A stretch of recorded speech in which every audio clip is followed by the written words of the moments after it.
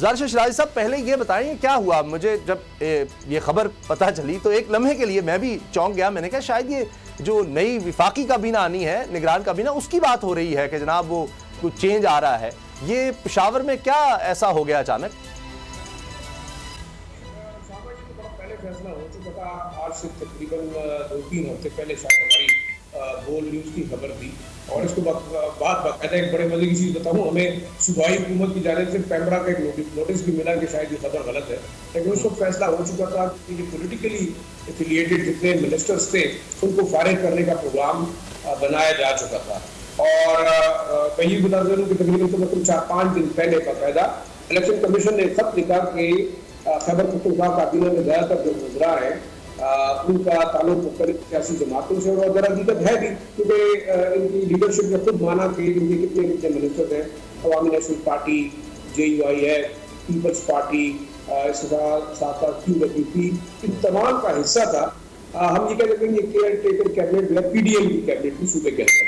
तो बार बार इंटरनेशनल जो wild dogs थे या जो मकामी ह्यूमन राइट्स की ऑर्गेनाइजेशन की, बार बार ये एतराज उठा रही थी कि सियासी कैबिनेट की मौजूदगी में शायद इंतखाबात जो है वो फेयर एंड ट्रांसपेरेंट नहीं हो सकते, ज़्यादा इनको हटाया जाना चाहिए। एक हफ्ता पहले खत लिखा गया इलेक्शन कमीशन की जानिब से कि इन तमाम मुद्रा जिनका ताल्लुक किसी सियासी जमात से उनको रिमूव किया जाए। आज ये चीफ मिनिस्टर साहब ने जो है मीटिंग बुलाई। ज़ाहिर साहब, मेरा मकसद असल में अर्ज करने का था, एक तो आपने बड़ा ज़बरदस्त ये बता दिया कि बोल न्यूज़ की फिर खबर सही साबित हुई। पता तो उस वक्त चल गया था, ये बातें भी हो रही थी, इन्होंने जाकर कुछ कैंपेन्स भी शुरू कर दी थी। मगर ये अब क्यों, जब ये हम विफाक में तब्दीली देख रहे हैं, क्या उस वक्त इनको ये था कि इलेक्शन कमीशन थोड़ा था कि ये लोग बैठे हैं विफाक में, वो जमातें विफाक में बैठी थी जिनके लोग यहाँ पर काबीना में थे, उस वजह से ये डिसीजन रोका गया था? वरना तो बहुत सी बातें हो रही थी, करप्शन की कहानियां थी, सब कुछ था, सब चीजें सामने आ रही थी। ओनरशिप ले रहे थे कि जी 3 हमारे हैं, 3 इनके हैं, 3 फलां के हैं, मौलाना के, बाकी ये सब कुछ हो रहा था। ये अब आकर क्यों हुआ फैसला, विफाक की हुकूमत की छुट्टी के बाद क्यों?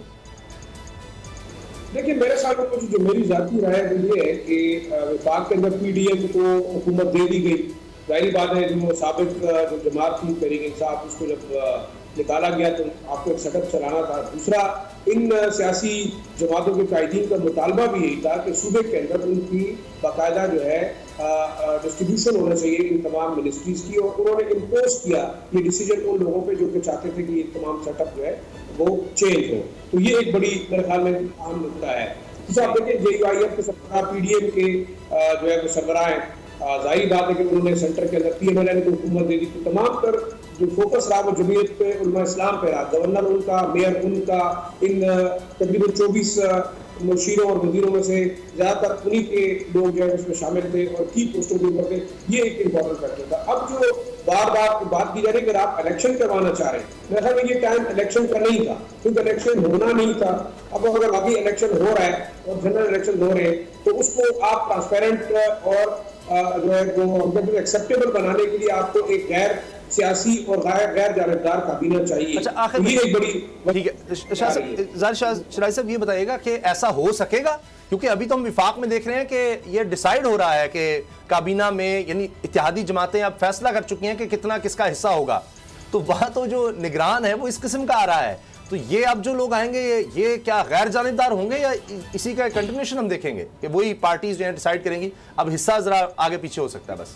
हम इस बात को क्यों नहीं मानते? मेरा ख्याल में मान लेना चाहिए कि पाकिस्तान के अंदर जितनी सियासी जमातें हैं वो बहैसियत पपेट के तौर पर काम कर रही हैं, और उनका मेरे ख्याल में ना तो कोई अपना एक मुल्क के लिए कोई एजेंडा है, ना कोई मुल्क के लिए उनकी सोच है।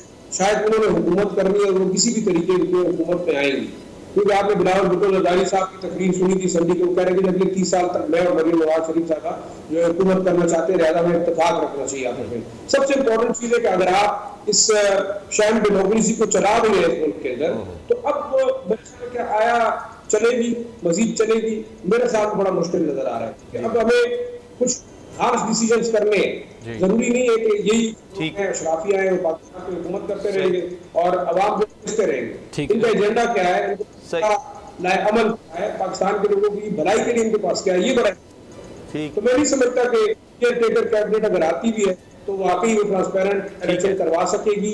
इलेक्शन है भी, हो भी रहे हैं कि नहीं, तो मार्च तक जाएंगे या साल तक जाएंगे। अगर आपको ये वीडियो पसंद आई तो सब्सक्राइब करें और बेल पर क्लिक करें। तारीख का अमीन,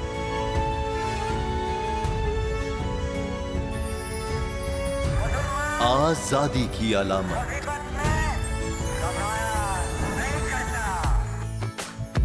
हुस्न का आईनादार, फिक्रो नजरिए की अक्कास, सरफराजी का गवाह, यानी हम सबका निगहबान पाकिस्तान।